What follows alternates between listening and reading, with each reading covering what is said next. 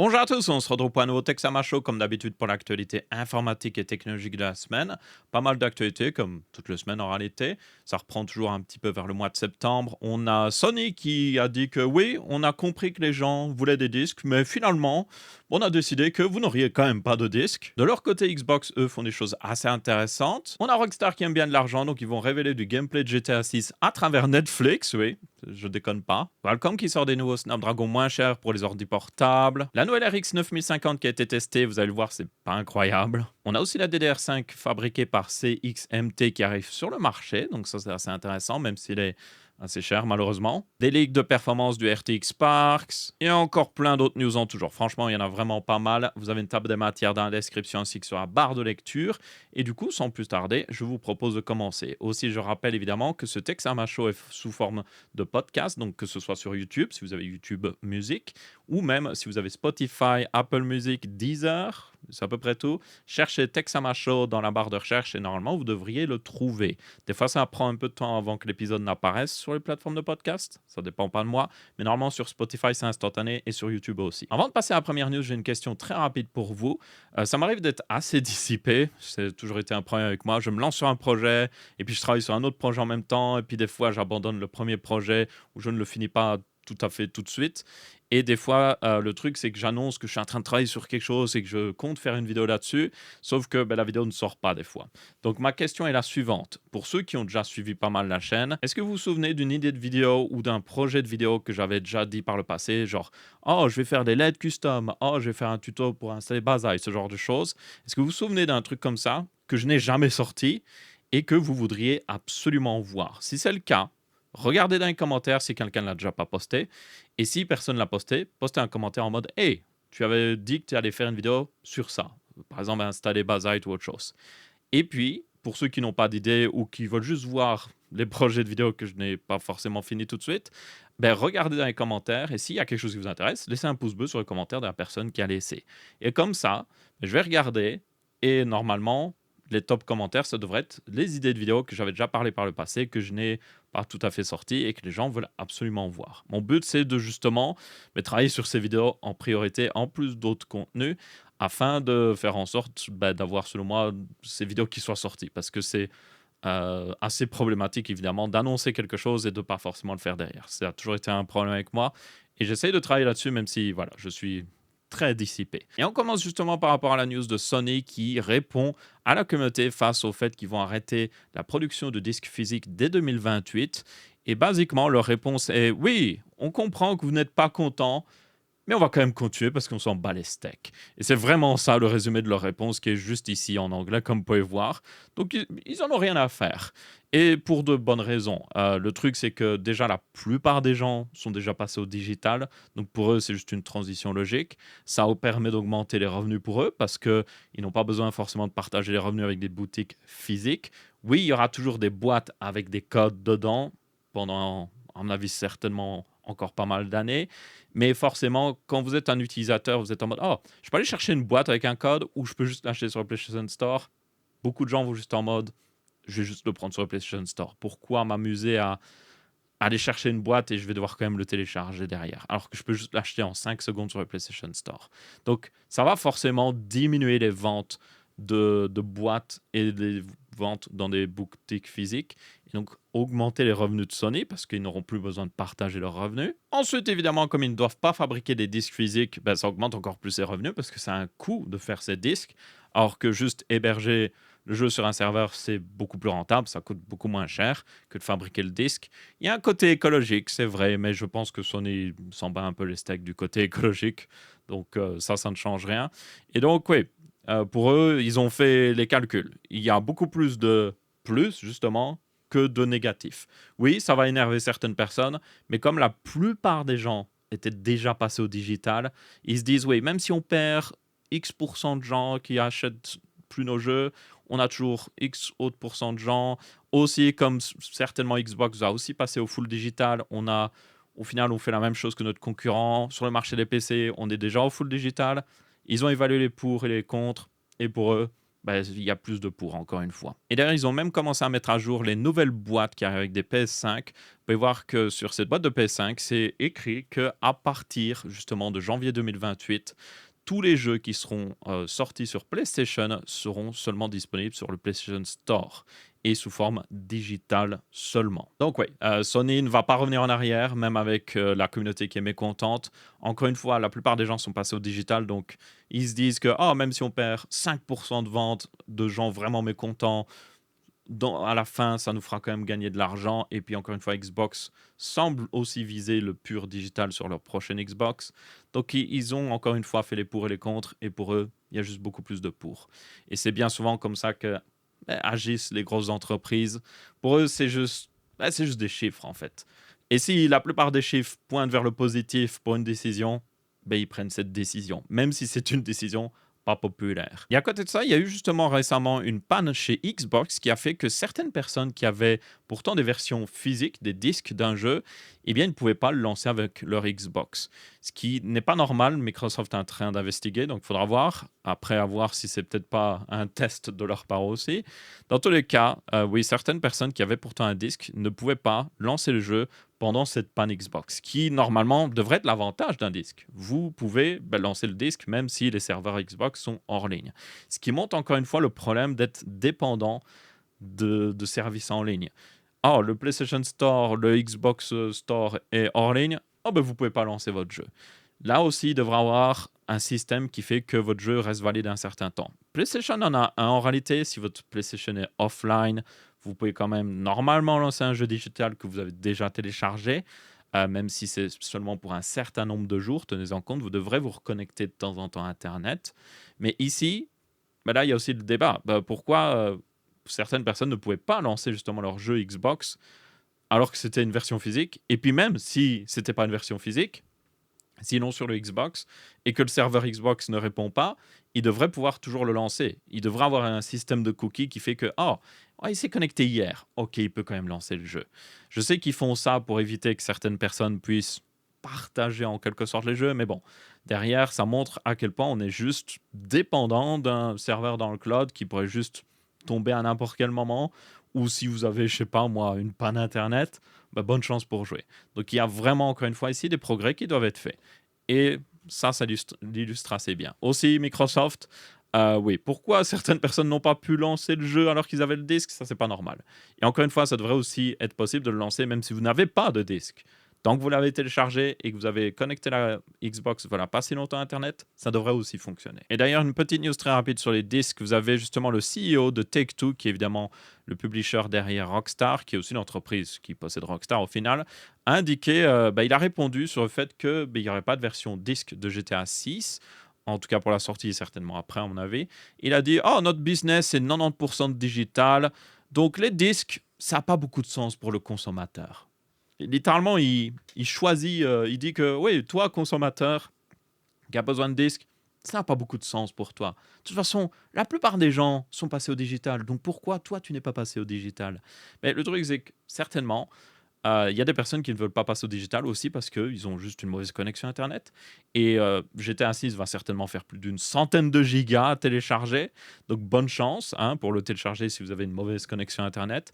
Avoir le disque, même si vous devez télécharger un patch, même si vous devez faire une mise à jour avant de pouvoir jouer, fait que vous avez déjà la plupart des fichiers. Vous avez juste à faire une mise à jour et puis vous pouvez jouer. Donc déjà ça. Et puis il y a juste des personnes qui évidemment préfèrent les disques. Le truc, c'est que, encore une fois, c'est comme Sony, ils ont pesé les pour, les contre. Il y a beaucoup plus de pour, surtout niveau revenu.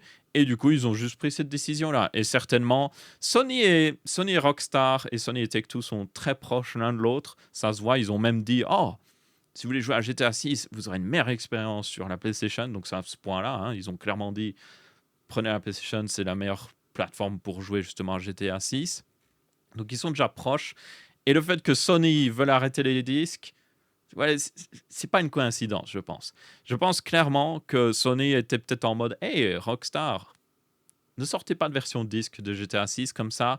Ça commence à préparer mentalement les gens pour ce qu'on va faire en 2028. Ça m'étonnerait pas. Petite théorie du complot de ma part, même si honnêtement, ça m'étonnerait vraiment pas. Et puis quoi qu'il arrive, ça leur fait plus d'argent s'il n'y a pas de version disque. et ça évite les leaks avant la sortie. Donc ça les arrange quoi qu'il arrive. Et d'ailleurs, tant qu'on parle de GTA 6, ils vont montrer un avant-première du gameplay du jeu le 27 août sur Netflix. Donc oui, Rockstar adore l'argent et donc ils se sont dit, hey, et si on pouvait se faire de l'argent juste avec un trailer qui révèle plus d'informations sur le jeu? Eh bien, on va faire un partenariat avec Netflix. C'est peut-être aussi Netflix qui les a approchés, honnêtement, tout à fait possible. Mais du coup, pendant 6 heures, Netflix aura l'early access sur cette preview de GTA 6. Et après, ça sortira sur les autres plateformes. Ou alors, vous pourrez juste regarder les 300 000 vidéos de gens qui vont réagir à cette preview ou qui vont juste réuploader la preview sur YouTube. Tout à fait possible. Je suis sûr que Rockstar essayera d'empêcher ça, mais ça arrivera quand même. Donc, ouais. Dans tous les cas, voilà. Rockstar aime bien l'argent. Rien de nouveau là-dessus. Maintenant, une petite update par rapport au programme de Xbox qui va permettre de tout simplement récupérer une clé digitale si vous avez un disque et de toujours posséder le disque. Ce sera la clé principale en quelque sorte. Et vous pourrez même revendre ce disque et permettre à quelqu'un de récupérer à nouveau du coup la clé digitale. Vous la perdrez évidemment. Donc on en avait déjà parlé. Et apparemment, ce programme va aller beaucoup plus loin. Donc ça va concerner évidemment les jeux de la première Xbox, mais ça va aussi concerner évidemment la Xbox 360, les Xbox One et les Xbox Series, donc série S et série X. Et ces licences pourraient même vous suivre vers de futures Xbox. C'est-à-dire que vous pourriez jouer à vos jeux de votre toute première Xbox ou de la Xbox 360 sur la prochaine Xbox, alors que vous avez encore la version disque. Comment ça fonctionnerait? Vous auriez évidemment besoin de toujours la console originale pour associer ce disque à votre compte et récupérer la clé digitale. Mais une fois que c'est fait, vous pourriez juste les mettre de côté et puis aller sur votre nouvelle Xbox et télécharger une version émulée certainement ou une version qui a été faite pour tourner sur votre nouvelle Xbox et y jouer comme si de rien n'était, sans devoir payer, ce qui est le plus important. Et même, il y a une news comme quoi ça pourrait même arriver sur PC. Donc oui, si vous avez une vieille Xbox, vous pourriez en quelque sorte digitaliser tous vos jeux, les avoir à votre compte, aller sur votre PC et télécharger une version, en tout cas encore une fois émulée, de ce jeu pour votre PC et juste y jouer comme si de rien n'était. Ce qui est plutôt cool. C'est selon moi une bonne façon de faire de la part d'Xbox, même si d'un côté ils font des bonnes choses, l'autre côté ils ne font pas forcément des bonnes choses, ou en tout cas on ne sait pas encore ce qu'ils vont choisir, mais il y a des rumeurs comme quoi la prochaine Xbox serait full digital aussi. Selon moi, si Xbox veut vraiment montrer qu'ils sont meilleurs que Sony, même si c'est juste 10% des gens qui utilisent encore des disques, ils devraient faire une version disque. Ils devraient montrer aux gens, hey, nous, on supporte encore les gens qui veulent vraiment avoir des disques. Et ça leur permettrait d'avoir juste un argument face à Sony, même si ça ne va pas forcément leur permettre de gagner la prochaine guerre des consoles. C'est un truc de plus qu'ils auront dans leur magazine. Et certes, des fois, les gens, quand ils décident entre deux produits, des fois, ils regardent à des trucs qui, au final, n'ont même rien à voir pour eux, mais ils regardent quand même et ils se disent, ah ben c'est un plus. Et donc, ça pourrait avoir un plus, selon moi. Mais dans tous les cas, ce programme-là qui permet d'avoir une clé digitale, mais de toujours posséder le jeu, c'est très important. Vous possédez toujours le jeu sous forme physique. Et si vous vendez ce jeu sous forme physique, vous vendez l'accès, vous vendez cette clé digitale aussi à une autre personne. Et vous la perdrez. Et c'est ça qui est selon moi assez important. C'est pas juste vous transformez quelque chose de physique en quelque chose de digital et vous perdez l'avantage du physique. Non, vous avez toujours l'avantage des deux mondes. Et ça, c'est selon moi une très bonne chose à la part de Microsoft, même si évidemment ça permet de préparer les gens justement au full digital et leur dire, hey, regardez le digital, c'est pas si mal, vous pouvez jouer à vos jeux Xbox original sur votre PC. Voilà, je pense qu'il y a aussi ce raisonnement-là derrière. C'est ça que je dis, ils le font pas juste par bonté de leur cœur. Ils ont encore une fois fait les pour et les contre, et pour eux, c'est juste logique. Et ça permet aussi de développer plus le marché PC et les nouvelles Xbox. Peut-être insister aussi quelqu'un qui avait une... Parce que la Xbox 360, si vous vous souvenez, avait battu sans problème la PS3. La Xbox 360 avait vendu énormément d'unités par rapport à la PS3. Et donc ils se disent, hey, et si on pouvait récupérer une partie de ce marché, des personnes qui ont encore une bonne vieille Xbox 360, qui commencent à vieillir et qui se disent, hey, voilà, ma prochaine console, je vais peut-être prendre une Sony parce que Sony est meilleure. Ah ben non, maintenant il y a ce programme-là qui fait que je peux jouer à mes anciens jeux Xbox 360. Ah, c'est pas mal. Vous voyez, je pense qu'ils essayent de récupérer un peu des parts de marché de cette manière-là. Mais quoi qu'il arrive, ils font quand même une bonne chose. Et ça montre à quel point c'est important justement d'avoir la concurrence. Parce que Sony fait de la merde et derrière Xbox fait moins de merde. Ces derniers temps, ils font moins de merde. Ils en ont fait par le passé. Ils en feront certainement encore. Mais pour le moment, ils en font moins. Ensuite, on change totalement de registre ici. Fini de parler de disques, je vous rassure. Vous avez Acer qui a sorti le nouveau Aspire Go. Ce n'est pas un aspirateur, 15. Et il est équipé du nouveau Snapdragon C. Et ça va être du coup un ordinateur portable qui va être moins cher que le MacBook Neo et qui a pour but d'être justement abordable en utilisant ce nouveau Snapdragon C. Alors, qu'est-ce que c'est ce Snapdragon C? Vous allez me dire peut-être, oh, c'est un nouveau Snapdragon basé un petit peu sur la même architecture justement qu'on a sur les Snapdragon X2, donc ça devrait être plutôt performant, très efficace en énergie et tout ça. Pas vraiment, c'est juste un processeur de smartphone recyclé. Donc ça utilise les cœurs que vous avez dans les processeurs de smartphone. Ça n'utilise pas les cœurs Orion qui sont utilisés dans les Snapdragon X1 ou X2. Et donc, mais ils vont être moins puissants. C'est basiquement ce qu'a fait Apple avec le MacBook Neo. Qualcomm ici fait la même chose.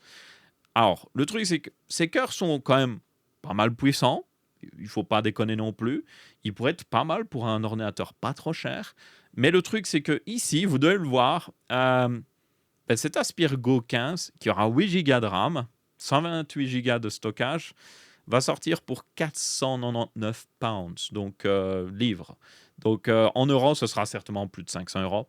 Et pour plus de 500 euros, avoir un ordinateur avec de tels specs, un processeur de smartphone, pas non plus le plus impressionnant. Je dirais même que c'est très, très bof. Le truc, c'est si ça sortait à 300-400 euros, même 450 euros, je dirais, pourquoi pas? Si la puissance est là, il faut voir dans les tests, si la puissance est là, pourquoi pas? Pour un étudiant, largement suffisant. Assez puissant, bonne durée de vie de la batterie, voilà. Si Microsoft fait des efforts pour optimiser Windows avec 8 Go de RAM, pourquoi pas? Mais à plus de 500 euros, non, c'est juste, même avec le tout qui a augmenté en prix, vous pouvez encore trouver des ordi portables au-dessus de 500 euros qui sont juste bien meilleurs au niveau spec. Donc, c'est ça que je dis que ça n'a juste pas beaucoup de sens. Qualcomm, je ne sais pas trop ce qu'ils font sur le marché des PC. J'ai l'impression qu'ils font la même stratégie que sur les smartphones où ils sont rois. Qualcomm domine au niveau des smartphones. Si vous regardez les derniers smartphones haut de gamme Android, ils ont bien souvent des processeurs Qualcomm. Donc ils se disent, hey, bon, on va faire la même stratégie sur PC, on domine, on va juste aussi mettre des prix exorbitants sur PC. Sauf que sur PC, ils ne dominent pas. Donc je ne comprends pas trop la stratégie. Je sais qu'ils essayent de ne pas avoir cette image de cheap. Ils ne veulent pas que les gens se disent, oh, Qualcomm cheap sur PC. Mais là, c'est juste, voilà, c'est juste stupide en fait. Ils vont juste ne pas récupérer des parts de marché qu'ils auraient pu récupérer s'ils avaient un prix plus raisonnable. Donc, ils n'ont pas besoin d'être ultra cheap, mais ils ont besoin d'être quand même abordables en fait. Et que quand les gens comparent le pour et le contre, que juste Qualcomm soit le meilleur choix. Ici, à l'heure actuelle, c'est pas du tout le cas. Donc, oui, Qualcomm, vous regardez pas cette vidéo, mais si quelqu'un de chez Qualcomm travaille justement chez Qualcomm et regarde cette vidéo, bougez-vous les fesses. Je sais pas ce que vous faites en ce moment. Voilà. Windows ARM est largement meilleur que voilà quelques années. Mais si ça coûte beaucoup plus cher que de juste avoir Windows sur un processeur x86, quel est l'intérêt? Oui, ça dure plus longtemps au niveau batterie. Voilà, c'est le seul avantage. Derrière, pas forcément. Si ça doit coûter beaucoup plus cher, il y a beaucoup de gens vont juste s'orienter vers le x86. Donc ouais, Qualcomm, bougez-vous les fesses. Et maintenant c'est l'heure des deals de la semaine. On a quelques deals intéressants, notamment sur un kit de RAM. Donc on va commencer tout de suite. Le premier deal concerne justement un kit de chez Corsair Vengeance en 32 Go, donc 2 x 16 Go, 6000 mégas transfert. C'est un kit normalement fait pour Intel. Il est en CL38, mais pourrait fonctionner sur les plateformes AMD, mais c'est plus normalement pour une plateforme Intel, tenez-en compte. Et il est vendu 359 euros. C'est en réalité un assez bon prix pour un kit de 32 Go en DDR5 ces derniers temps, parce que si vous regardez, ce kit était vendu voilà, à peine quelques mois, même plus de 500 euros, et voilà quelques semaines, il était encore à plus de 400 euros. Donc oui, c'est réellement un deal par rapport à la situation du marché. Donc si vous avez besoin d'un kit, surtout pour une plateforme Intel, même si vous pourriez peut-être le faire fonctionner sur une plateforme AMD, mais tenez pas compte non plus là-dessus, ben, ça peut être pas mal. On a aussi un deal sur un écran chez Fnac. Vous avez un écran de chez Samsung, j'allais dire LG, mais c'est Samsung, c'est l'Odyssey OLED G6. C'est un écran qui est vendu, comme vous pouvez voir, 269 euros Et même si vous êtes adhérent Fnac, c'est même 256 euros. Et c'est un 27 pouces 1440p avec une dalle QD OLED. Donc, franchement, un prix très serré pour une dalle QD OLED. Tenez compte que c'est une ancienne dalle QD OLED, c'est pas la plus lumineuse. Donc, si vous êtes dans une pièce plus sombre, pas de problème. Mais si vous êtes dans une pièce plus lumineuse, voilà, ça va peut-être manquer un peu de luminosité vu que c'est un écran un peu plus ancien. Donc ça, il faut en tenir compte. Mais évidemment, derrière, ça vous permet de passer à l'OLED pour vraiment pas cher. Donc ça, c'est cool. Ensuite, on a un deal de chez Corsair assez intéressant. Ils ont lancé un programme de produits reconditionnés sur leur site. Donc c'est tout simplement des produits certainement que des gens ont renvoyés. Ils ont fixé les problèmes qu'il y avait dessus, puis ils les remettent à la vente. Et le truc, c'est qu'ils les remettent à la vente pour bien moins cher. Ici, vous avez un iCooling Titan 240 RX RGB, donc un refroidissement plutôt pas mal de chez Corsair, pour 33,58 €. C'est moins cher que Thermal Ride, quoi. Pour selon moi un produit plus qualitatif, surtout au niveau du support logiciel de chez Corsair derrière. Et ça supporte même le système iQlink. Et vous avez pas mal de trucs dans cette catégorie reconditionnée, comme par exemple, vous avez même des alimentations. Bon, je serais moins rassuré pour les alimentations, mais techniquement, rien ne fait qu'il va avoir un problème avec cette alimentation. Et certains des deals sont plus ou moins intéressants. Tenez-en compte. Certains, vous pouvez voir cette alimentation ici, 850 watts. C'est basiquement le même prix que neuf. Donc, ouais, pas très intéressant. Mais par contre, sur ce water cooling, là, oui, c'est un prix très serré. Donc, vous aurez un lien vers ce water cooling en particulier. On a aussi des ventilateurs de chez Arctic en promotion. Les Arctic P12 Pro, c'est leur meilleur ventilateur. Pas de RGB, pure performance. Et là, c'est un pack de 5 pour 26 €. Donc, c'est-à-dire à peine 5 € pièce le ventilateur. Haut de gamme avec contrôle full PWM. Très bon flux d'air pour aller jusqu'à 3000 RPM, même si c'est beaucoup tenez en compte. Et il y a même la version 140 mm qui est aussi en promotion pour 32 €. Encore une fois, un pack de 5 pièces. Donc, si vous avez besoin de juste améliorer le refroidissement de votre PC, ben, vous pouvez juste payer 30 € ou juste 25 € et d'un coup, voilà, bien meilleur. Et enfin, le dernier deal, c'est sur un PC déjà assemblé. C'est sur Cdiscount. C'est pas un lien affiliate, je tiens à le préciser. Donc, si vous achetez via le lien, je gagne rien littéralement. C'est juste que j'ai vu ce deal, j'étais en mode, hey, c'est vraiment pas mal pour quelqu'un qui en aurait besoin. C'est un PC de chez CyberPower PC. C'est un assez bon intégrateur PC, un petit peu comme Infomax, évidemment Flop et tout ça. Donc, ils font des PC prémontés. Et là, vous avez un Ryzen 9800 X3D, une RTX 5080, 1 Tera de SSD et un kit de RAM de 32 Go en DDR5. Et vous avez même Windows 11 de fourni pour 2500 €. 2500 €, c'est clairement un prix haut de gamme pour un PC haut de gamme. Mais vu les prix actuels, si vous devez monter exactement le même PC, ça vous coûterait plus cher en fait. D'acheter les pièces l'une par une, ce serait juste beaucoup plus cher. Donc c'est un assez bon deal selon moi. Au niveau des avis, il y a juste apparemment quelqu'un, au lieu d'avoir une 5080, il a eu une 9070 XT. Je pense que c'est une erreur. Si vous avez le problème, juste voilà, le produit ne correspond pas à la description, vous pouvez juste le renvoyer selon moi. Mais les autres ont eu des 5080. Donc à part ce problème-là, ouais, c'est un assez bon deal, franchement. 2500 € pour une telle config, c'est vraiment pas mal. Et encore une fois, ce n'est pas un lien affiliate, mais par contre, les autres liens affiliates que j'ai mis vers les autres produits permettent de soutenir la chaîne. Donc, si vous les utilisez, un grand merci d'avant. Ensuite, nous avons la communauté Linux qui continue de faire des progrès pour tout simplement avoir plus de jeux sur Linux. Et là, notamment, vous avez le Heroic Game Launcher qui est en train d'être développé pour faire en sorte qu'on puisse télécharger et jouer à des jeux qui sont normalement réservés au Microsoft Store. Donc on ne parle pas des jeux Xbox qui sont déjà disponibles sur Steam, ça n'a rien à voir.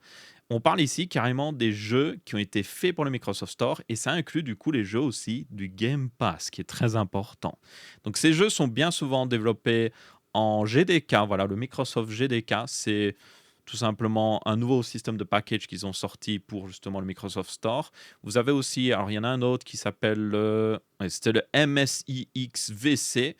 Et avant, c'était le UWP. Donc ça, c'est les applications du Microsoft Store, sont souvent des packages UWP. Bien, les jeux maintenant, ils ont fait leur propre package pour les jeux. C'est le GDK ainsi qu'encore une fois le MSIXVC. C'est très long. On va dire juste GDK, c'est plus simple. Donc pensez Minecraft Bedrock Edition, c'est du GDK. Et tous les jeux, notamment du Game Pass. Si vous avez le Game Pass, vous ne pouvez pas forcément l'utiliser sur Steam. Donc vous devez l'utiliser sur le Microsoft Store, évidemment, à travers l'application aussi Xbox. Et donc ça télécharge des jeux en GDK, mais le truc c'est que ça tourne seulement sur Windows. Et bien avec ce launcher, vous pourrez jouer à ces jeux-là. Donc le but c'est de pas faire tourner des jeux qui sont déjà disponibles sur Steam, s'en foutent un petit peu, c'est de faire en sorte que si vous avez le Game Pass, Ultimate notamment, vous pouvez jouer sur Linux à ces jeux-là, les télécharger et les faire tourner. Et même chose avec des jeux qui étaient seulement sur le Microsoft Store, donc notamment Minecraft Bedrock Edition, qui pourra tourner sous Linux avec justement ce launcher. Donc ça, c'est très prometteur. Et ça montre juste à quel point la communauté Linux est à fond en ce moment.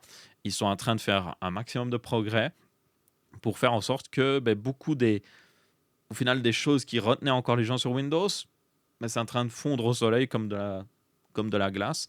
Et bien souvent, pour beaucoup de gens, Linux sera juste le choix logique. Et ça, c'est une très bonne news. Ensuite, on a un premier test de la RX 9050 qui est sorti. Et comme on s'en doutait, c'est vraiment pas impressionnant.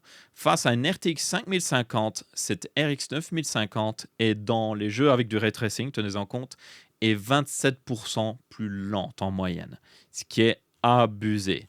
Alors, c'est les jeux en ray tracing. Selon moi, vous ne jouez pas en ray tracing avec une 5050 ni une RX 9050, c'est juste un peu illogique. Et donc, dans les jeux, dans les benchmarks synthétiques, qui bien souvent n'incluent pas forcément de ray tracing, là c'était plus 18%. Donc, comme vous pouvez voir, si on enlève le ray tracing, la différence fond un petit peu. Mais même si c'était 15%, imaginez, elle est 15% plus lente qu'une 5050. Le truc, c'est que elle est censée coûter le même prix qu'une RTX 5050. Donc, pourquoi prendre une carte plus lente alors que pour le même prix, vous avez une RX 5050 une RTX 5050? Voilà, ça n'a pas beaucoup de sens. Un avantage toutefois qu'elle a, c'est qu'elle consomme moins, mais elle est moins performante. Donc, elle consomme 16% moins, 16% d'électricité en moins qu'une RTX 5050, mais elle est pratiquement 20% plus lente. Donc, ouais, oui, elle est plus efficace au niveau énergétique, mais pas vraiment. Mais dans tous les cas, pour certaines personnes, ça pourrait avoir du sens. Donc, il faut en tenir compte. Et elle chauffe moins aussi. Donc, ouais, c'est logique. Elle consomme moins, elle chauffe moins. Mais si vous voulez la mettre dans un petit PC, ça peut valoir la peine. Mais dans tous les cas, oui, cette RX 9050, même si c'est vraiment une nouvelle carte graphique, c'est pas du recyclé comme d'habitude, surtout avec AMD pour l'entrée de gamme, c'est quelque chose qu'ils font souvent. Ici, c'est vraiment une nouvelle carte qui utilise RDNA 4.0, pleinement compatible avec FSR 4. Ouais, c'est clairement pas une carte qui va être intéressante. Elle est seulement disponible, je vous rappelle, sur des marchés asiatiques, Amérique du Sud, donc en réalité, c'est pas vraiment une carte qu'on va voir ici. Mais même si elle sort ici, ça vous montre juste à quel point elle n'a pas beaucoup de sens. Oui, si vous pouvez l'avoir pour 200 euros, à la limite, peut-être pourquoi pas. Mais elle devra être, oui, en tout cas, minimum 15% moins chère qu'une RTX 5050 pour avoir du sens. Et tenez compte que la RTX 5050 est trop chère aussi. Elle est très proche en prix d'une 5060, qui est encore plus puissante. Donc voilà, basiquement, même si elle sort en Europe, à part si elle a un prix vraiment intéressant, cette carte ne va pas faire beaucoup d'intéressés, on va dire. Elle ne va pas intéresser beaucoup de gens. Et d'ailleurs, on a aussi une petite confirmation comme quoi le modèle 4 Go de cette RX 9050, qui est évidemment encore pire, est seulement réservé pour le marché des OEM, donc c'est-à-dire des intégrateurs PC, donc imaginez Dell, HP, ce genre de choses. Et certainement pour des marchés, encore une fois, comme le marché asiatique ou l'Amérique du Sud, où beaucoup de gens vont juste jouer, par exemple, à CS2. Et pour CS2, oui, ça fait le taf. Vous n'avez pas besoin de plus. Donc, si vous êtes dans ce genre de cas-là, c'est logique de peut-être, oui, acheter un PC étouffé avec une RX 9050 avec 4 Go de VRAM, parce que, évidemment, derrière, elle sera moins chère. Ça semble logique. 4 Go de VRAM, ça coûtera moins cher que d'en mettre 8. Donc, si c'est destiné à des cybercafés aussi, ça a du sens. Mais oui, pour le commun des mortels, je pense, pour la plupart des gens qui voudraient faire un PC, ça n'aurait aucun sens. Et c'est pour ça que c'est réservé au marché OEM. Mais voilà. Dans tous les cas, si vous voyez une version 4 Go de cette 9050, fouillez comme la peste, parce que franchement, ce sera la pire carte graphique que vous pouvez acheter en 2026. Et tant qu'on parle de carte graphique, quelque chose que vous devez faire absolument attention si vous comptez acheter une carte graphique justement en ligne ou d'occasion ou ce genre de choses, ça concerne le fait que bien souvent, si vous achetez une carte, des fois la boîte va arriver avec une pierre, une bouteille d'eau comme cet acheteur. Et heureusement, lui, il a eu de la chance parce que ce qu'il a fait, et il a fait une vidéo, il est arrivé au centre où le colis arrivait, et plutôt que de juste retourner chez lui et déballer, il a déballé devant la personne qui lui a donné le colis. il a filmé, il a montré que oui, il n'y avait pas la carte graphique dans la boîte. Et ça, c'est selon moi très intelligent. Je vous conseille, alors pas forcément de filmer quand vous êtes au centre où vous récupérez le colis, parce que des fois, si c'est un point relais, de toute manière, il ne travaille pas forcément pour l'entreprise. Il fait la livraison, donc il s'en fiche un petit peu. Mais prenez la boîte, documentez un maximum, prenez une photo quand vous l'avez réceptionnée, ramenez la boîte chez vous et filmez-vous. Filmez en train d'ouvrir la boîte. Et ça, je le dirais, faites-le pour tout ce qui est électronique qui vaut plus de 100 euros.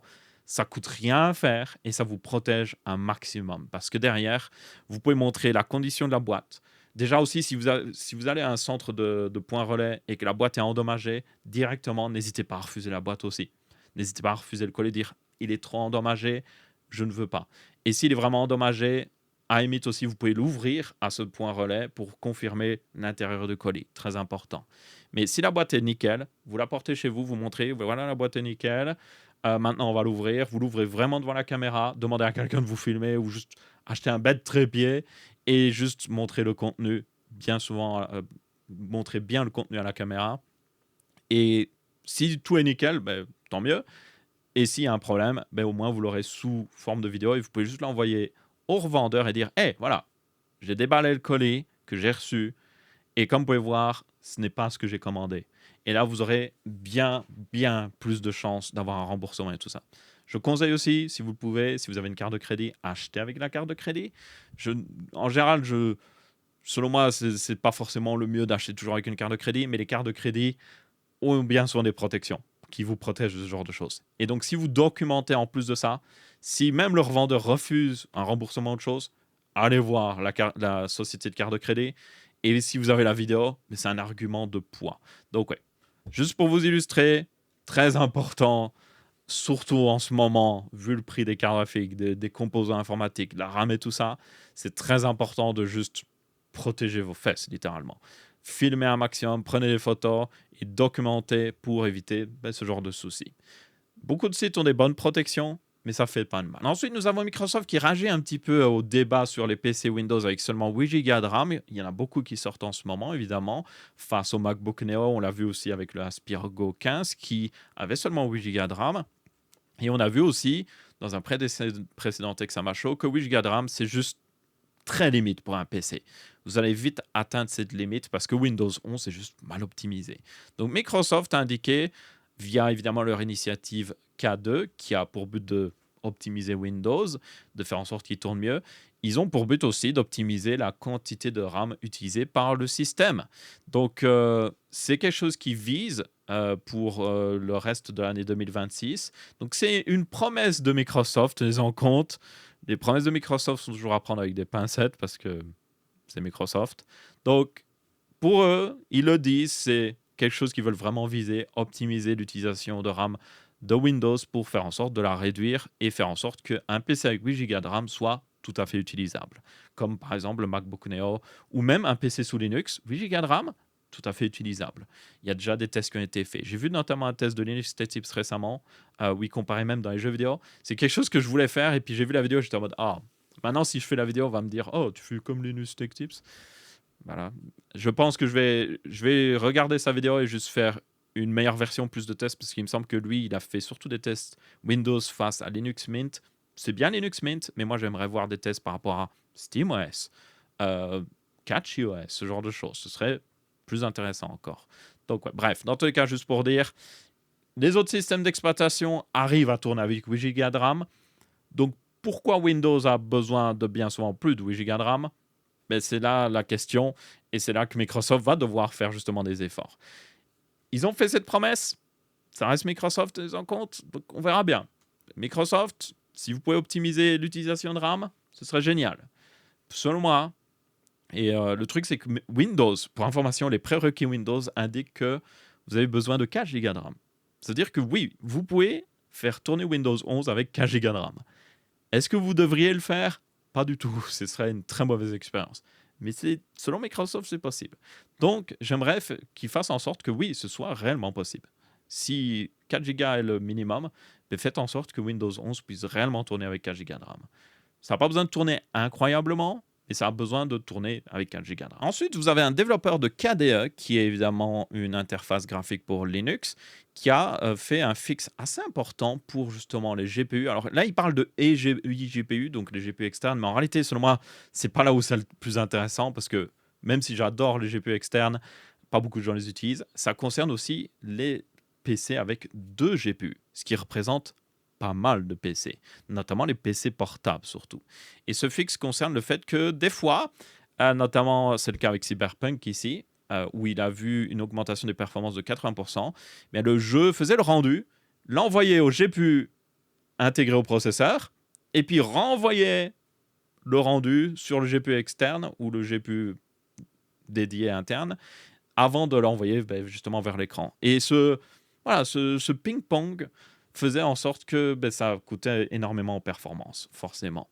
Et donc là, vous avez justement ce développeur de KDE. Donc là, ce fixe de KDE va permettre de justement réduire. Donc là, ce fixe va améliorer les performances justement pour les PC portables où il y avait justement ce problème-là. C'était pas forcément un problème sur tous les jeux, tenez en compte, mais c'était un problème qui arrivait assez souvent quand même. Et donc, tous les PC qui utilisent, en tout cas, une version Linux qui utilise KDE, donc ça inclut notamment Bazzite, il y a une version KDE, ça inclut aussi SteamOS, utilise KDE, donc tenez-en compte. Mais tous ces PC-là vont avoir justement moins de problèmes s'ils ont du multiple GPU. Donc ça, c'est plutôt une bonne chose. Et pour information, ça permet à Wayland est tout simplement le gestionnaire de fenêtres de KDE, le nouveau en tout cas. Donc ça permet à Wayland de savoir de dire aux applications en tout cas qu'il y a plusieurs GPU et de justement leur indiquer, hey, voilà, il y a un deuxième GPU dédié, vous pouvez l'utiliser. Et donc ça permettra d'éviter ce jeu de ping-pong où l'image part au GPU intégré avant de passer au GPU dédié, ce qui évidemment coûte énormément en performance. Donc une bonne chose. Et encore une fois, ça va améliorer les PC portables sur Linux, ce qui est encore une fois aussi une très bonne chose. Ensuite, nous avons de plus en plus de RAM fabriquées par CXMT qui arrivent sur le marché. Notamment ici, vous avez Lexar qui a lancé 2 nouveaux kits qui utilisent justement ces nouvelles puces. Donc ça n'utilise pas les puces de SK Hynix, de Micron ou de Samsung. Ces puces de RAM sur cette barrette en tout cas viennent de CXMT et donc ont été fabriquées en Chine. Alors ça ne veut pas dire que la barrette de RAM a été aussi fabriquée en Chine, elle peut être assemblée dans un autre pays, tenez-en compte. Et donc c'est des RAM aussi très rapides. Là vous pouvez voir que c'est des kits DDR5 7200 mégatransferts en CL38, vraiment bon avec le support de XMP et d'Expo. Ça aussi, c'est assez important. Donc, ça supporte pleinement Intel et AMD. Et ça fonctionne, pour information, sur les cartes mères en Z890, B860 et aussi AMD en B850. Un peu bizarre qu'on n'ait pas... Bon, c'est la compatibilité officielle, c'est juste Lexar qui est testé pleinement sur les cartes mères que vous voyez ici la liste. Donc, c'est évidemment une bonne chose, mais ça ne veut pas dire que ça ne fonctionnera pas sur d'autres cartes mères qui ne sont pas sur cette liste. Tenez-en compte. Évidemment, si vous avez une carte mère sur cette liste, c'est encore mieux. Mais ça fonctionnera normalement aussi en X870 ou X870E. Et quoi qu'il arrive, il y a de plus en plus de ces kits de RAM qui arrivent sur le marché. Tenez compte évidemment que même si CXMT casse un petit peu ce monopoly ou en tout cas le cartel de la RAM, le truc c'est que ça reste une entreprise qui a pour but de faire du profit et que ils vendent le gros de leur RAM aussi au data center pour tout ce qui est utilisation d'IA, et c'est seulement une petite partie qui finit justement sur le marché des composants PC. Et d'ailleurs c'est le cas avec ce kit de RAM parce qu'il est vendu, pour information, plus de 500 $. Donc c'est basiquement le même prix que les autres kits de RAM. Ça n'a rien changé. C'est peut-être possible aussi que Lexar se garde une plus grosse marge ou autre chose, mais quoi qu'il arrive, ça ne va pas régler le problème de la RAM. Mais c'est quand même bien d'avoir un concurrent supplémentaire parce que du coup, les autres fabricants de RAM sont en mode hey, si on ne fait pas attention, ce constructeur-là pourrait nous casser notre marché. Donc ça va peut-être les forcer à petit se bouger les fesses. En ce moment, ils vont pas se bouger les fesses par contre. Tenez-en compte, ils sont trop occupés à nager dans l'argent. Donc ils vont pas se bouger les fesses, ça c'est sûr et certain. Mais c'est XMT, et il y a un autre constructeur aussi chinois qui arrive, vont fabriquer de plus en plus d'usines. Eux, ils ont l'intérêt que, même si le prix de la RAM chute d'un coup, parce que la bulle de l'IA explose, ils ont toujours un intérêt parce qu'ils peuvent alimenter le marché chinois, qui sera toujours rentable pour eux. La Chine pourra dire hey, entreprise qui fabrique des PC en Chine, vous devez utiliser de la RAM qui vient de notre pays. Donc, ils auront toujours une manière de rentabiliser ces nouvelles usines. Et donc, il y a tout à fait un intérêt pour eux d'en fabriquer plus. Alors que Samsung, SK Hynix et Micron, si la demande de RAM chute d'un coup, ben, ils savent pas quand ça va chuter. Ça va certainement chuter, ou en tout cas ça va s'équilibrer. Et donc, ils sont dans cette situation-là où fabriquer ou assembler une nouvelle usine, la construire va peut-être prendre 2 ans. Et donc, ben, si d'ici 2 ans, le prix de la RAM chute d'un coup, ben, leur nouvel investissement, il part à la poubelle. Il servira littéralement à rien. Et même mettre en ligne cette usine va faire en sorte que le prix de la RAM diminue encore plus. Donc, voilà, ils ne pourront pas la rentabiliser. Donc, c'est pour ça qu'aussi, eux, ils sont en mode, hey, alors, on va pas mettre en ligne de nouvelles usines, on va juste rester avec la production actuelle. On va l'optimiser pour maximiser, évidemment, mais on va pas faire de nouvelles usines. Ça ne sert juste à rien. Ce qui est logique, honnêtement, d'un point de vue décision, mais ce qui fait que ben, forcément le problème ne se règle pas. Donc derrière, là, les fabricants chinois, eux, ils n'ont pas cette excuse-là, ils n'ont pas ce problème-là, et donc ils vont pouvoir fabriquer de plus en plus de RAM, parce que pour eux, c'est du pur profit. Plus ils en fabriquent, plus ils font d'argent, et donc forcément, il y a une motivation derrière. Mais derrière, forcément aussi, ça va faire en sorte que la production de DDR5 va de plus en plus augmenter. Et si en plus de ça, vous avez la bulle d'IA qui explose, un jour peut-être, on verra bien, hein. Si vous avez une boule de cristal, vous pouvez me le dire. Mais là, ça va évidemment inonder le marché et forcément les prix vont chuter. Même si ne vous attendez pas à des prix qui reviennent avant la crise de la RAM, parce que la RAM coûtait beaucoup trop peu cher avant la crise. Euh, Avant, c'était vraiment un composant principal d'un PC.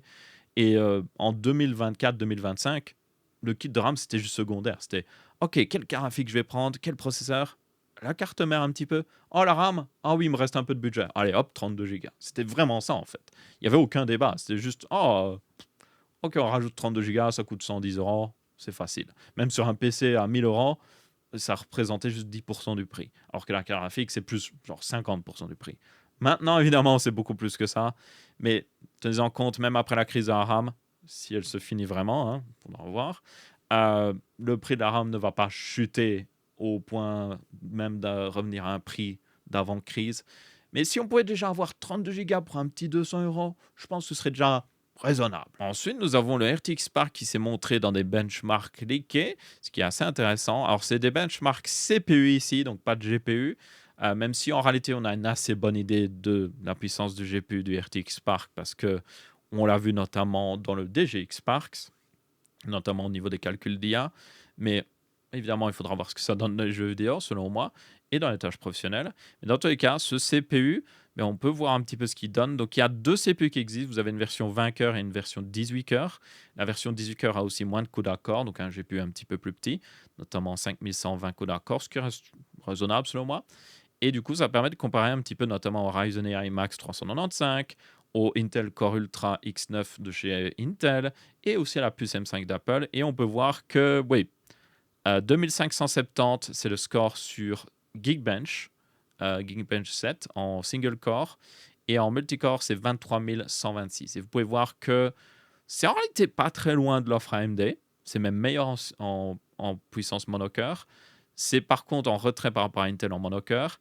C'est devant AMD en multicœur et même Intel aussi, ce qui est assez étonnant parce que le Ryzen AI Max Plus a quand même 16 cœurs, 16 cœurs Zen 5 qui sont très rapides.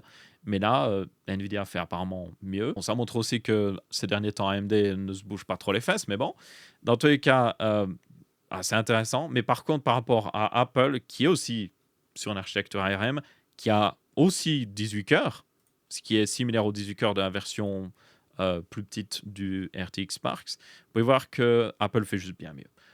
3766 en monocœur et 35 527 en multicœur. Donc ouais, ça montre juste, oui, l'architecture CPU qui est utilisée dans le RTX Sparks commence un petit peu à dater. Elle reste bonne, surtout sur le marché où elle va être lancée, c'est le marché Windows, où il y a justement les processeurs AMD et Intel.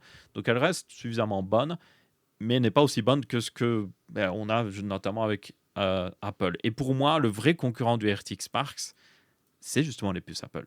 C'est leur vrai concurrent.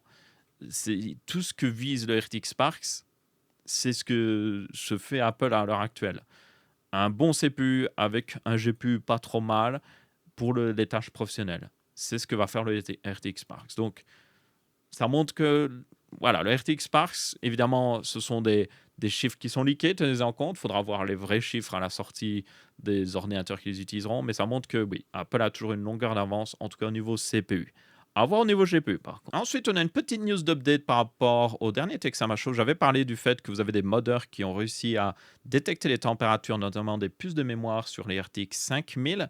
Mais en réalité, j'ai fait une erreur là-dessus parce que j'avais vu une autre news qui était similaire. Parce qu'en réalité, les modeurs ont commencé à débloquer plein de trucs sur les cartes Nvidia, mais aussi les cartes AMD. Donc, la première chose qu'ils avaient réussi à débloquer en réalité, c'était des températures de hotspot pour le GPU qui n'étaient pas forcément montrées, ce qui était assez important. Et puis, ils ont débloqué les températures de hotspot pour les puces mémoire. Et puis après, ils ont même carrément débloqué pour chaque puce mémoire. Et ils l'ont fait pour Nvidia, mais ils l'ont fait aussi maintenant pour AMD. Donc notamment sur une RX 9070 XT ici, ça montrait la température sur chaque puce qui permet de voir s'il y a peut-être une puce qui est mal refroidie, qu'il y a peut-être un problème. Donc une très bonne chose quoi qu'il arrive, parce que encore une fois, pour ceux qui se demandent à quoi ça sert, ça permet de, encore une fois, regarder. Vous avez des crashs, votre GPU crash dans un jeu, pourquoi? Vous pouvez regarder, pas juste la température du GPU, vous pouvez voir, ok, quel est le hotspot? Peut-être qu'il y a un hotspot sur mon GPU, parce que peut-être la pâte thermique n'est pas parfaitement répartie, et il y a une zone qui est mal couverte, où elle a commencé à craquer. Et aussi, ça permet de voir si peut-être une des puces mémoire est mal couverte, ou a peut-être juste aucun pad thermique dessus et surchauffe. Et ce qui pourrait causer justement des crashs dans un jeu. Donc c'est une très bonne donnée à avoir, que ce soit pour une carte graphique Nvidia ou AMD. Donc une très bonne chose et un truc vraiment cool de la part de la communauté. Et donc ça va être rajouté petit à petit dans les différents programmes de monitoring, notamment là c'est le cas dans HW Info qui est assez populaire, c'est personnellement le programme que j'utilise. Il y a une version gratuite, vous pouvez utiliser pleinement. Donc HW Info vous permet d'avoir plein d'infos de votre PC, mais surtout de voir toutes les sondes. Donc toutes les sondes de température et tout ça. Et maintenant, avec cette version bêta, on pourra voir encore une fois toutes les puces mémoire. Là, vous pouvez voir littéralement tout. Chaque puce mémoire de cette RX 9070 XT. Et encore une fois aussi, c'est le cas pour les cartes graphiques Nvidia maintenant. Donc, une très bonne chose. Et ma foi, si vous avez des problèmes un peu bizarres GPU, que vous n'arrivez pas à identifier et que vous avez peut-être déjà réinstallé le driver et tout ça. Il faudrait d'ailleurs que je fasse vraiment une vidéo sur comment régler les problèmes GPU. Enfin bref, si vous avez des problèmes un peu random que vous n'arrivez pas à identifier, peut-être regarder à ça. Ça ne fait pas de mal. Il va y avoir une différence, tenez en compte, sur les puces mémoire. Il y en a qui seront plus chaudes, d'autres moins chaudes. Et tenez compte aussi que les puces mémoire travaillent assez chaudes. Elles sont bien souvent plus de 80 degrés. Ça commence à être un problème à plus de 90 degrés. Ça devient un peu trop chaud. Et c'est vraiment problématique au-dessus de 95 et surtout dès que vous approchez des 100 degrés, là oui, la puce mémoire clairement surchauffe.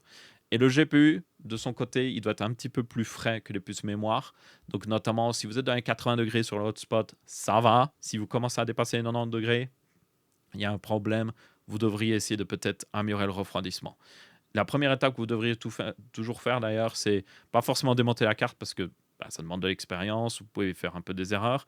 Non, la première chose que vous pouvez essayer de faire, c'est nettoyer la carte, puis il y a peut-être trop de poussière qui s'est accumulée, et essayer de juste améliorer le flux d'air vers la carte. Peut-être que, oui, il y a l'air qu'elle prend est recyclé parce qu'il n'y a pas un flux d'air correct. Donc essayez d'avoir plus de ventilateurs aussi en sortie, pas juste plus de ventilateurs en entrée, plus en sortie, plus en entrée. Euh, Augmenter la vitesse à laquelle ils tournent aussi peut-être, parce que bien souvent les ventilateurs d'un PC sont régulés selon la température du CPU, ce qui n'a pas beaucoup de sens pour un PC de jeu. Donc essayez de faire en sorte de rehausser la vitesse de ces ventilateurs. Et si vous arrivez à régler votre problème de température, tant mieux. Sinon, après là, oui, là, ça requiert peut-être de changer la pâte thermique ou ce genre de choses. Et si vous avez vraiment une puce mémoire qui est beaucoup plus chaude que les autres, donc une différence qui est largement plus que 10 degrés notamment, là, il y a un souci. Et ma foi, si vous achetez un nouveau GPU et que vous venez de le recevoir, n'hésitez pas à vérifier justement avec ces outils-là pour voir si tout va bien sur votre GPU. Ensuite, évidemment, tout augmente en prix ces derniers temps. Ça ne finit pas. Vous avez Asus, Gigabyte et MSI qui apparemment prévoient des hausses de prix des cartes mères. Donc, ouais. Non seulement on paye littéralement tout plus cher, notamment la RAM et les SSD, mais on pourrait bientôt payer plus cher les cartes mères. C'est dû apparemment au PCB. Donc oui, forcément, tous les data centers d'IA ont besoin de PCB parce qu'il faut mettre les GPU et tout ça sur un PCB. les cartes mères aussi, qui permettent d'accueillir toute la RAM, les CPU serveurs ont besoin de PCB. Et apparemment, le prix des PCB est en train d'augmenter. Donc, ça veut dire que les cartes mères qui utilisent évidemment des assez gros PCB, hein, parce que les cartes mères sont assez grandes, ça va augmenter en prix en fait. Il y a certainement aussi des hausses de certains composants à côté de ça. Mais dans tous les cas, ça pourrait être une hausse assez importante pour le prix du PCB. Apparemment, ça a augmenté de 50%. Ça ne veut pas dire que la carte mère va augmenter de 50%. C'est le PCB qui a augmenté de 50% jusqu'à maintenant. Donc, ça va se traduire par une augmentation des prix des cartes mères, mais pas de 50%. Donc, ça pourrait être 5-10%, on verra bien. Le truc, c'est que je ne suis pas un expert en fabrication de cartes mères, donc je ne saurais vous dire quel est le pourcentage de coût du PCB par rapport aux autres composants. Mais une chose est sûre, oui. Visiblement, voilà, un autre composant qui va coûter plus cher. Ensuite, nous avons une news qui concerne les propriétaires de Legion Go. Vous avez un nouveau BIOS qui était sorti il y a quelques temps qui a tout simplement briqué des consoles. Donc ce BIOS c'est le 42, donc visiblement ce n'est pas la solution. En tout cas, si vous voyez ce BIOS là, ne l'installez pas sur votre Legion Go si vous l'avez. Le BIOS a normalement été retiré du site web de Lenovo, mais tenez-en compte, ne l'installez vraiment pas. Et du coup, il a briqué totalement les consoles. Elles devenaient inutilisables. Et la seule manière de les utiliser à nouveau, c'était de flasher à nouveau le BIOS. Sauf que la Legion Go a une seule puce de BIOS, ce qui veut dire que si vous avez un BIOS corrompu qui a été flashé dessus, comme c'était le cas ici, eh bien, il fallait l'envoyer en réparation. Et un utilisateur a justement envoyé sa Legion Go en réparation, hors garantie, et Lenovo demandait 237 euros. 237 euros pour réparer un problème qu'ils ont introduit eux-mêmes. Littéralement, ils ont causé le problème et ils demandent de l'argent pour le fixer. Alors, des utilisateurs ont dit que eux, ils étaient encore sous garantie, donc c'était géré par la garantie, mais selon moi, non. Je suis désolé. La garantie, évidemment, concerne des problèmes qui auraient pu arriver sur la console et tout ça, mais si Lenovo sort un firmware, un BIOS qui met à jour la console et la brique, c'est leur responsabilité. Le truc, c'est que vous avez beaucoup de constructeurs qui, des fois, se protègent un petit peu avec les mises à jour de BIOS ou de firmware. Ils sont en mode, hey, c'est pas sous garantie. C'est à vos risques et périls. Si vous flashez le BIOS, c'est à vos risques et périls. Et c'est, selon moi, vraiment une chose assez salaud parce qu'ils devraient couvrir ça. Je vous rappelle qu'il y avait eu le débat, notamment quand il y avait les cartes mères avec les Ryzen 7000. Vous aviez les cartes mères M5 qui tuaient certains CPU. Vous aviez notamment Asus qui avait sorti un BIOS bêta, sauf que par défaut sur leur site web, ils indiquaient que les BIOS bêta étaient au risque et péril des gens. Sauf qu'évidemment, là, c'était un BIOS bêta qui était très important parce qu'il permettait d'éviter qu'un CPU se tue de lui-même, ce qui est assez important. Donc, il y avait eu tout un débat là-dessus. Évidemment, Asus avait retiré la note parce que c'était une note qui datait d'avant, mais ça relance le débat justement sur le fait que si vous avez un constructeur de PC portable, console portable comme ça, qui sort un nouveau BIOS ou un nouveau firmware, ça devrait être supporté par la marque. C'est eux qui l'ont sorti. Si ça brique la console, ils devraient la remplacer ou la réparer gratuitement. C'est juste abusé, encore une fois. Imaginez si c'était le cas sur votre PlayStation ou votre Nintendo Switch, vous mettez à jour la console, puis elle est briquée, et puis Nintendo est en mode « Oh, faut payer ». Non, c'est abusé. C'est leur responsabilité. Donc ouais, là, assez honteux de la part de Lenovo. C'est aussi assez honteux que ça coûte aussi cher de flasher le BIOS parce que c'est pas la chose la plus simple à faire, mais si vous êtes un ingénieur qui a pour but de réparer ce genre de choses, c'est pas le plus compliqué. Vous démontez la console, vous récupérez la puce de BIOS et puis après vous pouvez la mettre dans un flasher qui flash automatiquement. C'est pas une opération très compliquée. En tout cas, ça ne devrait pas coûter 237 euros. Et puis encore une fois, c'est la faute de Lenovo. Donc oui. Dans tous les cas, oui, pour moi, ça montre juste peut-être que acheter une console Lenovo, ça donne pas trop envie. Je sais pas si les autres marques sont forcément meilleures, hein, je tiens à le préciser, mais là, voilà, c'est juste une mauvaise truc. Faire une erreur, c'est déjà une chose, mais la réaction à cette erreur est la plus importante. Si Lenovo avait été en mode, OK, nous sommes vraiment désolés, on va remplacer toutes les consoles ou réparer toutes les consoles affectées, même s'ils sont hors garantie, là, ça aurait été une réaction géniale. Là, non, ça ne donne vraiment pas envie d'acheter chez eux. Ensuite, nous avons une petite news très rapide sur le fameux connecteur 12 pins. Hein. On a toujours des problèmes de connecteurs qui brûlent. Hein. Il y a une news qui sort de temps en temps. Et forcément, vous avez aussi des marques qui sortent des solutions. On a évidemment, vous avez Thermal Grizzly qui a sorti le Wire Pro, vous avez Corsair qui a un câble spécial, Asus a un câble spécial. Ces différentes solutions ont été testées. Le Wire Pro marche très bien. Mais par exemple, le câble de Asus, j'ai vu des tests comme quoi c'était très discutable, honnêtement, la solution qu'ils ont mis en place. Ici, vous avez Cooler Master qui a lancé justement leur nouveau câble de protection. Et ce qui est intéressant, c'est que déjà, ça ne requiert pas d'avoir une alimentation Cooler Master. C'est aussi compatible avec toutes les cartes graphiques qui utilisent un câble 12 pins, même les cartes mères qui ont un câble 12 pins derrière, comme moi. Donc ça, c'est plutôt intéressant. Et du coup, ben, ça permet encore une fois de protéger. Donc comment ça fait comment ça marche plutôt? Eh bien, vous branchez votre câble 12 pins dans ce boîtier.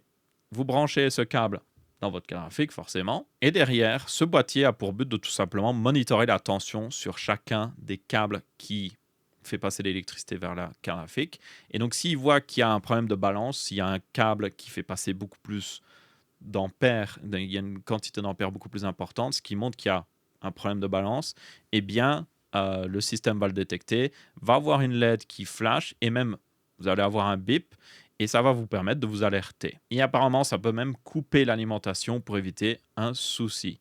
Ils ont aussi une garantie de 3 ans là-dessus. Tenez compte que du coup, cette étendeur 12 pins est seulement pour le marché chinois pour le moment.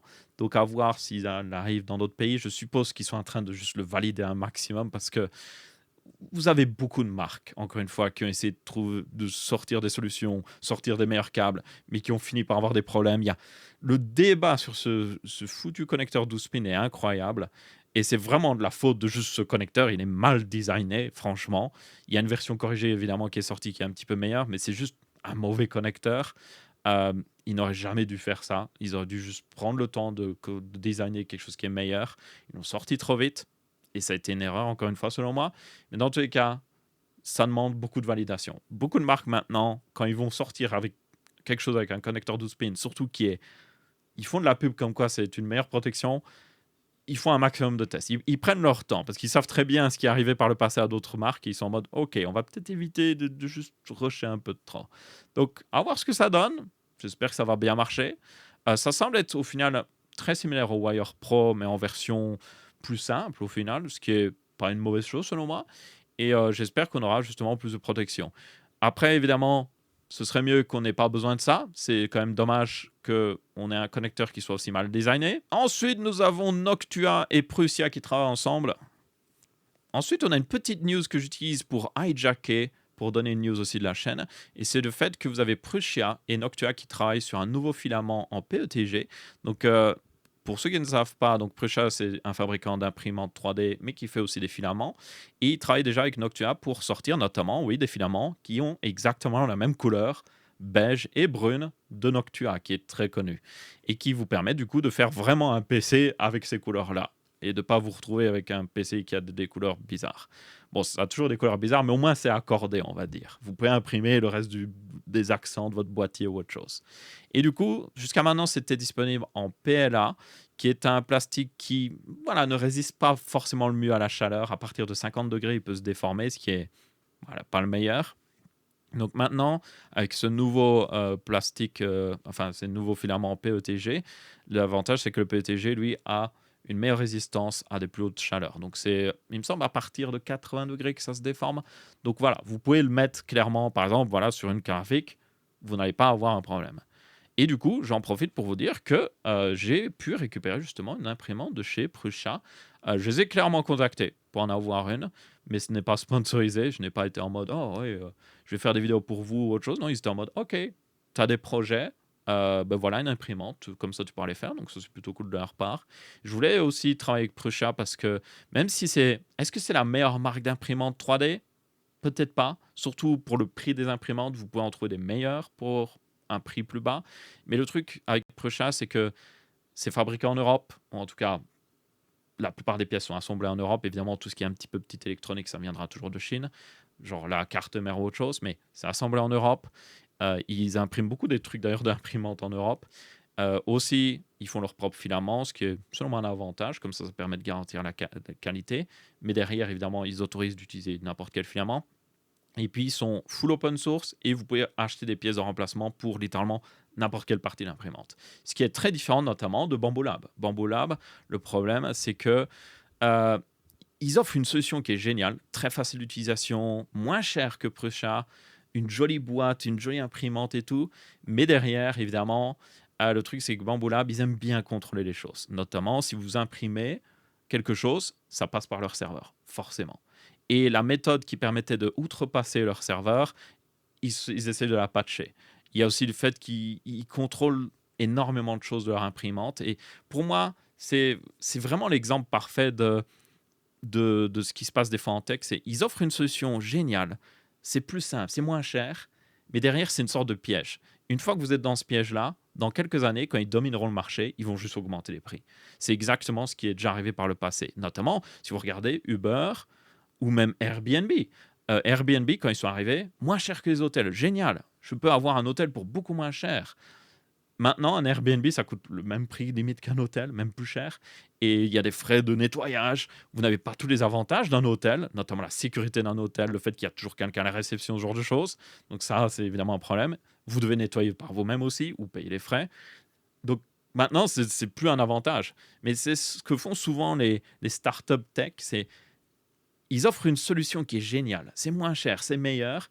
Et puis quand ils dominent le marché, ils augmentent les prix. Et c'est pour ça que pour moi, voilà, une société comme Prusa est juste, je préfère travailler avec eux en fait. Et vous avez d'autres marques d'imprimantes, hein, il y en a beaucoup qui font du très bon travail aussi, qui font même des imprimantes moins chères que Prusa, qui sont open source et tout. Donc ça, il y a énormément d'options sur le marché. Mais ce que j'aime bien avec Prusa, encore une fois, c'est assembler en Europe. Ils ont un logiciel qui se débrouille pas trop mal. Pas aussi bien que Bambu Lab, clairement, mais ça se débrouille pas trop mal. Et vous pouvez acheter l'imprimante préassemblée. Et ils ont aussi des imprimantes entièrement fermées, donc ça c'est pas mal. Pour information, celle qui m'a envoyé, c'est la Prusa Core One Plus. Et j'ai déjà fait quelques impressions avec, et franchement, ça marche vraiment bien. Qu'est-ce que je vais faire avec, pour ceux qui se demandent? Des modes PC. Franchement, je veux faire des modes PC. Je veux faire aussi, ça fait longtemps que je voudrais faire mon propre boîtier Mini TX custom. J'ai des idées de faire un truc en mode serveur où je pousse l'air d'un côté et je le repousse de l'autre côté, sans avoir de ventilateur intérieur, donc vraiment du push-pull, et utiliser les radiateurs comme ça, un peu comme un serveur en fait. Donc ça, c'est quelque chose que j'aimerais beaucoup faire. Donc ouais, vous aurez des projets là-dessus sur la chaîne quoi qu'il arrive. J'ai déjà commencé à faire des fixes, et puis de toute façon, il y a des fois que j'étais en mode, oh, si seulement j'avais une imprimante 3D pour faire ce petit truc, cette petite pièce qui me permet de juste améliorer clairement un build, améliorer je sais pas quoi. Je vais faire des caches, juste par exemple faire un cache pour une carte mère ou autre chose. Des trucs tout bêtes quoi. Bah, maintenant je vais pouvoir le faire. Et ça c'est franchement génial. Donc vous verrez de temps en temps dans des vidéos juste des petits trucs 3D que j'ai imprimés pour juste améliorer la vidéo tout simplement. Mais j'ai aussi des projets full impression 3D. Donc ça arrivera. Ma bouteille d'eau est visible. C'est pas grave. Et du coup, sur ça, c'est à peu près tout pour ce texte à match aussi. J'espère que vous avez bien apprécié. Si c'est le cas, vous pouvez laisser votre avis, que ce soit en pouce bleu, pouce rouge ou en commentaire. Et on se retrouvera pour un prochain. Ciao, ciao!